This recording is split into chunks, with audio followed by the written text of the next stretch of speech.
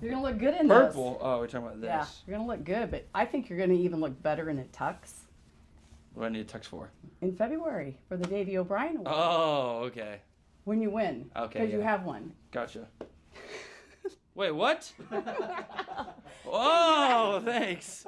Oh, shoot. I did not even get I that. know It you went right didn't. over my head.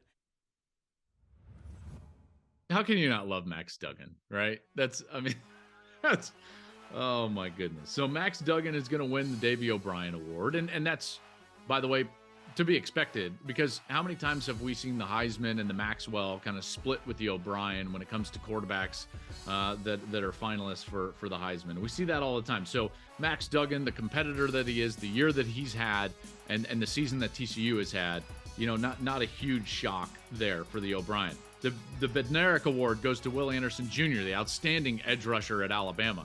This was also a bit of a no-brainer, even though he didn't put up the numbers that he did a year ago when he was totally dominant, 17 and a half sacks.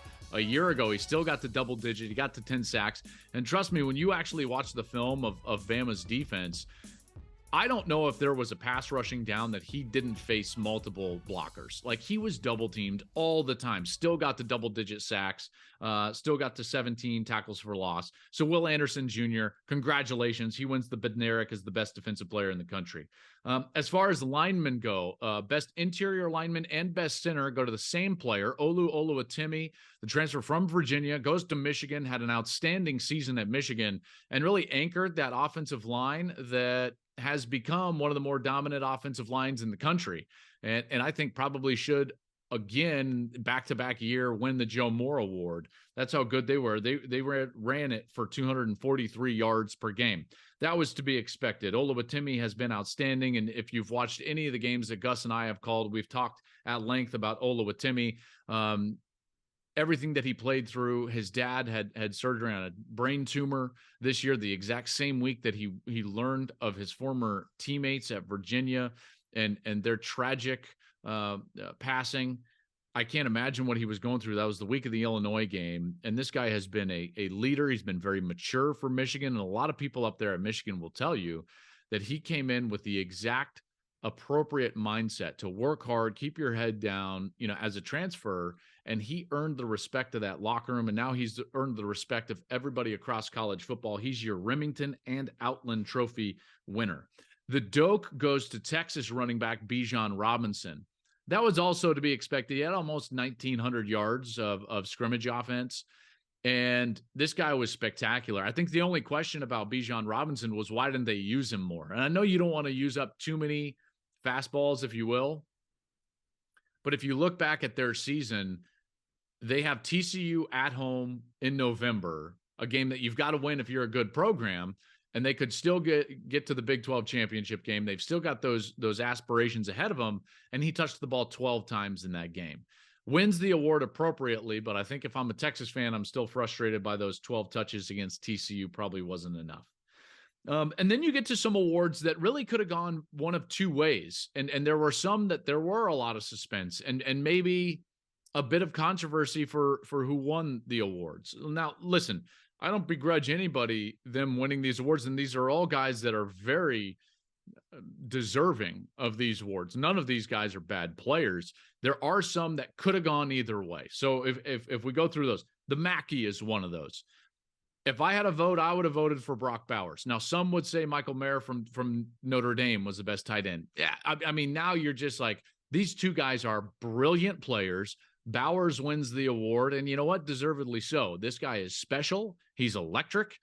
As a tight end goes, we haven't seen a guy with this type of athleticism, in particular with the ball in his hands at that position, in a long time. So Bowers wins the Mackey Award over Michael Mayer, the Notre Dame tight end. Mayer's going to be just fine. He's going to be probably a top 5 or 6 draft pick next spring. The Thorpe Award, Travius Hodges Tomlinson from TCU. He wins the Thorpe Award. This is one of the ones I was actually fairly surprised about. He only had 3 interceptions, didn't even have as many pass breakups as his teammate. And then you've got Clark Phillips at Utah, who is a fabulous player, had 6 interceptions on the year.